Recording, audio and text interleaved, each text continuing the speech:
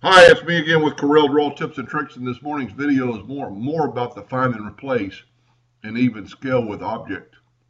I've drawn some of these squares, and we'll check on it right here. I've got it scaled with objects, but some of them I don't. So whenever you're drawing and you've messed up, this one is not this line. So we are going to, this is an 8-point line. So we're going to go to Edit, find and replace object, replace outline pin properties. And I need to change real quick. Let's get out of here. I need to change my up here to points. But then let's go to Edit, Find, Replace Object, Replace Pin Outline. Next, we're going to look for 8 point. But then right here, we're going to check Scale with Object On and Finish. Replace All. And what it did, it made all these scale with objects. So earlier this one was not, and now it is. And the reason you do that, if you draw it bigger than you really want it, and then you size it down to the engraving size, all your lines will be the same.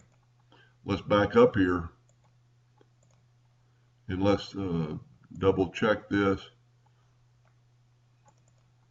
See, it's not scale with object now, so we're going to grab them all, and now we're going to reduce them. Whoop. Well, I'm having a little problem here. Now we're going to reduce them, and look at the difference. The ones that were not scale with object are way too thick. And to even put this in perspective, this line right here is a half of a point line.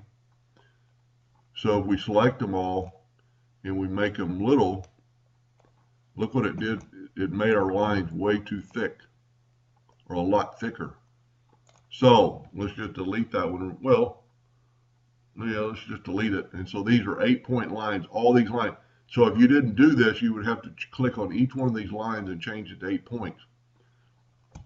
But if we go to Edit, Find and Replace, Replace Object, Replace Pin Outline, and this time we're going to go for a 0.5 line, and we're going to check Scale with Outline with Image, Finish, Replace All.